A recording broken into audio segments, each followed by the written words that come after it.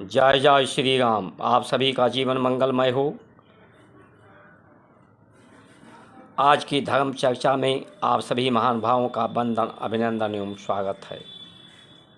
आज की धर्म चर्चा सभी जात, पंथ, मजहब, लिंग, भाषा, देश के लिए जो सुख, शांति, सौहार्द चाहते हैं, स्वस्थ रहना चाहते हैं, सत्कार पाना चाहते हैं, जो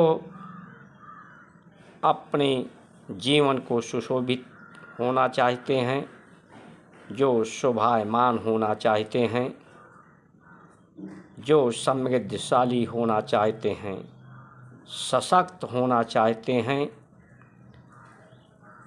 उन सभी लोगों के लिए आज का ये वीडियो महत्वपूर्ण है। और ऐसा हमारी भारत की संस्कार संस्कृति अनुभव करती है कि यही शुभकामना पूरे विश्व के लोग, सभी जीव जंतु की भी ऐसी ही शुभकामनाएं प्रकृत परमात्मा का भी शुभेच्छा यही है। इसलिए ये सबके लिए महत्वपूर्ण और आवश्यक है। सभी लोगों को इस वीडियो को देखना चाहिए और देख करके सब्सक्राइब, लाइक, शेयर, फॉलो करके अधिक से अधिक लोगों को उनके प्रसन्न चित्त रहने के लिए,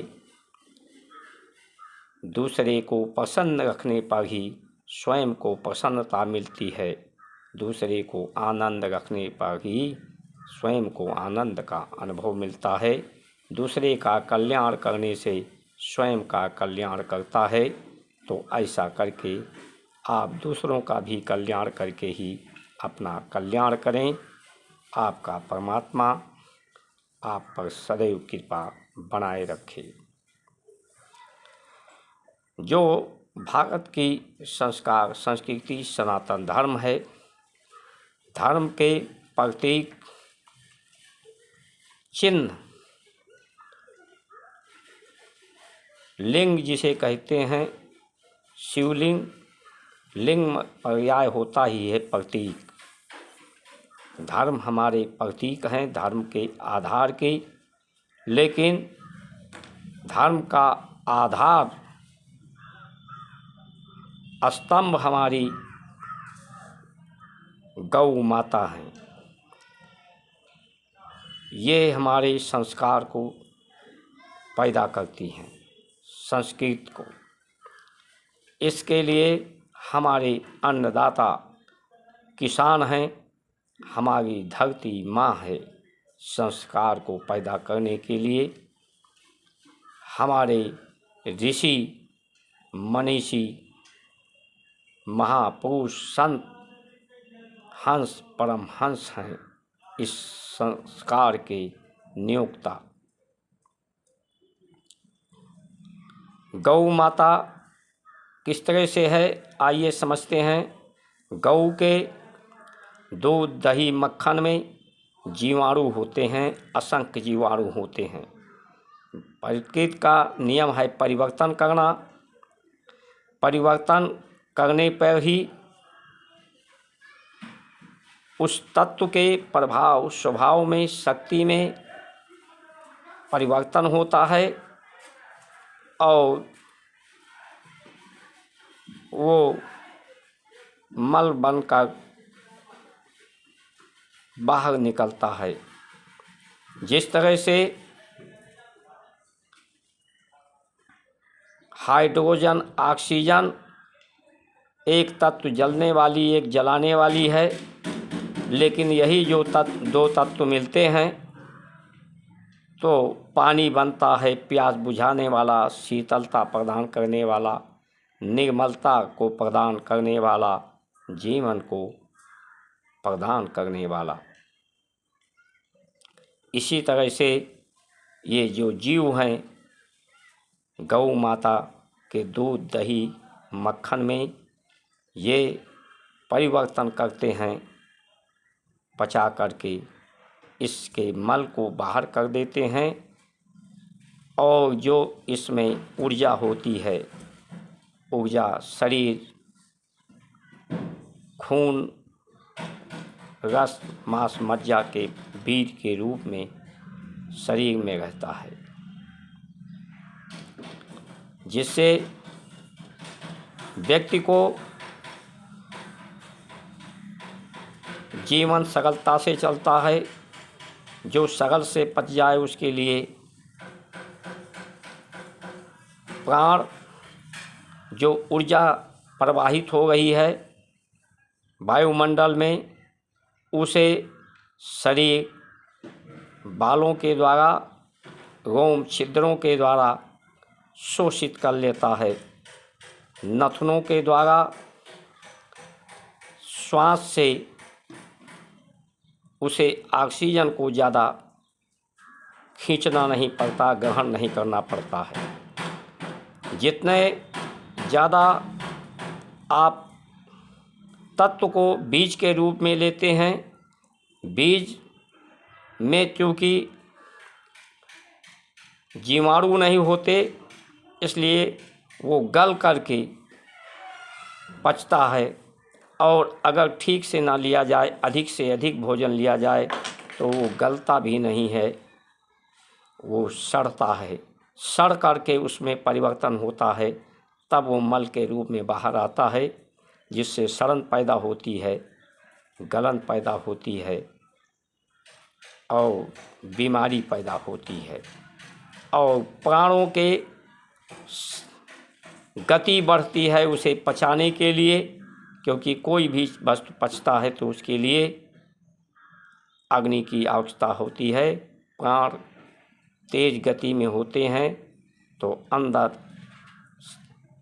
प्राण नालियों में उनमें मंथन होता है, जिससे जठराग्नि पैदा होती है।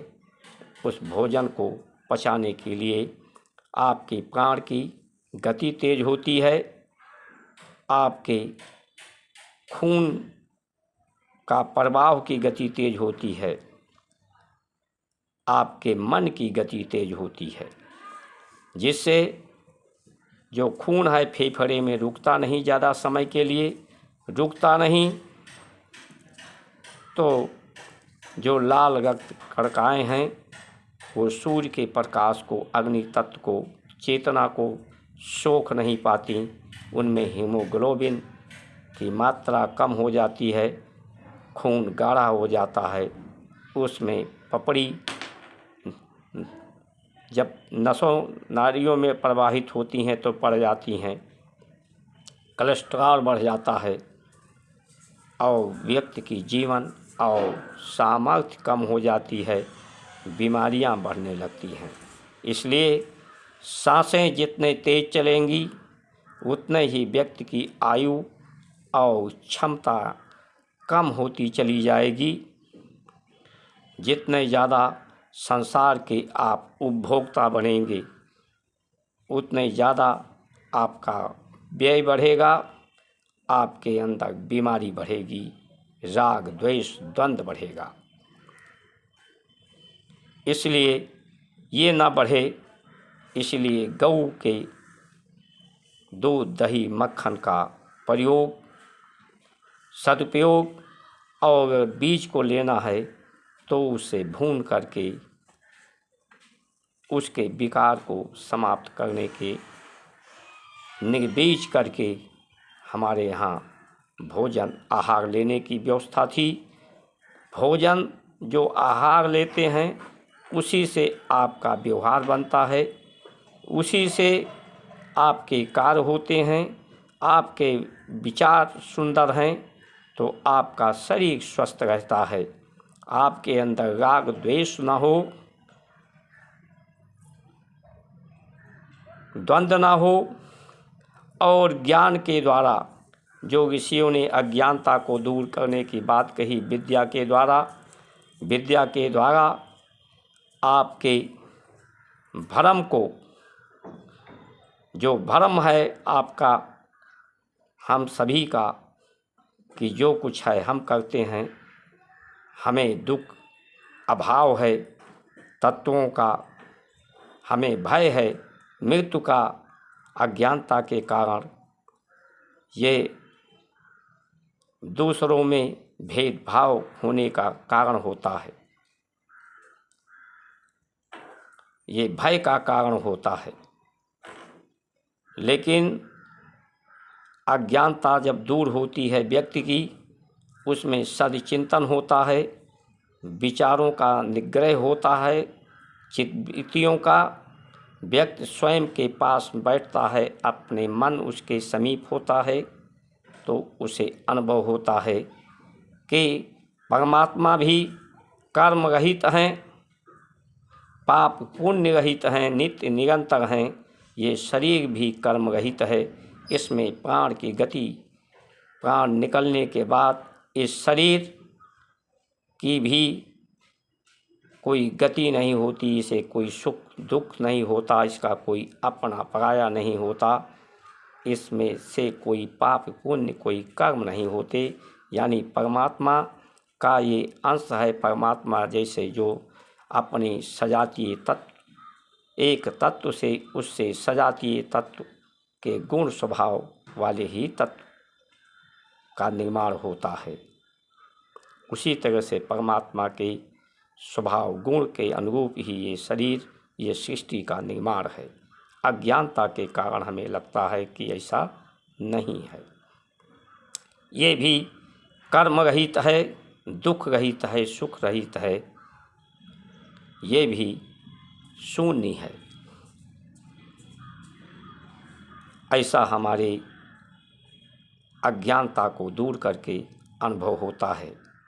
मृत्यु असत्य है, ये शरीर का परिवर्तन होता है अपने कार्य, अपने कारण को सिद्ध करने के उपरांत। इस साधन का यात्रा जीवन पूर्ण होने के बाद संतुष्ट पुष्ट होकर के लोग इसे परित्याग कर देते।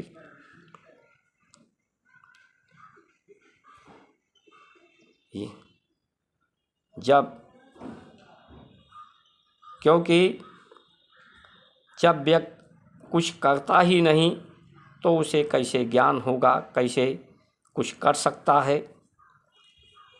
सिर्फ परमात्मा की कृपा से, परमात्मा ही कृपा निधान है, दया निधान है। जो भी उपासना, आराधना, साधना, सत्कर्म है, उनकी कृपा को प्राप्त करने के लिए, उनकी दया की बात को प्राप्त करने के लिए, उनकी उसी पात्रता को विकसित करने के लिए, उन्नति करने के लिए ये उपासना, आराधना, साधना है। उन्हीं के कृपा से, कृपा का पर्याय यही होता है कि प्राण और प्रकाश के द्वारा ये कर्म होता है, यानी उन्हीं के कृपा से सब कुछ हो रहा है।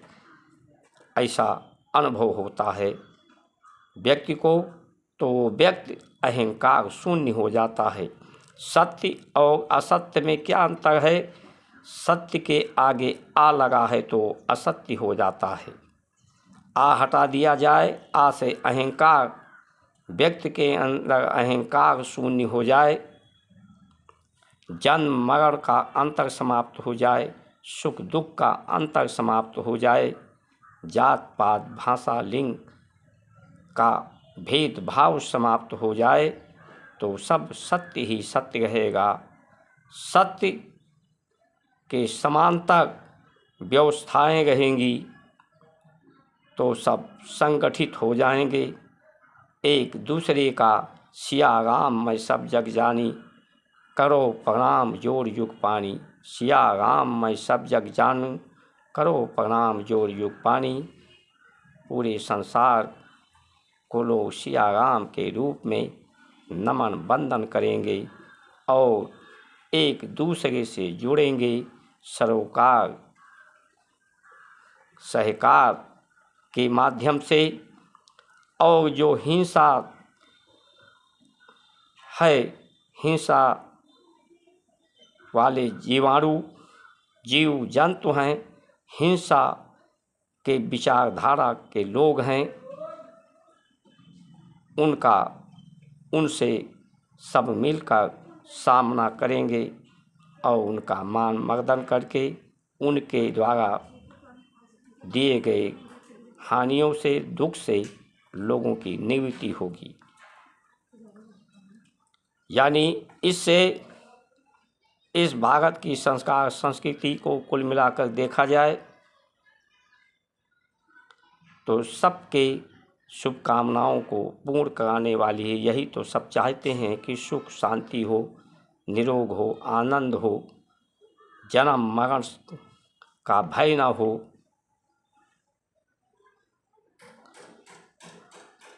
तो ये सभी चीज़ें तो आपके अनुभव में आ जाएंगी। इसको अगर आप इसका सम्मान करेंगे, इसको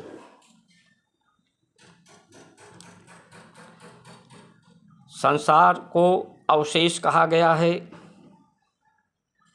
इसे अवशेष माने बकाया भी होता है, ऋण भी होता है और कूड़ा भी होता है कि संसार के कूड़े जो हैं भैया दूध ले जाओ।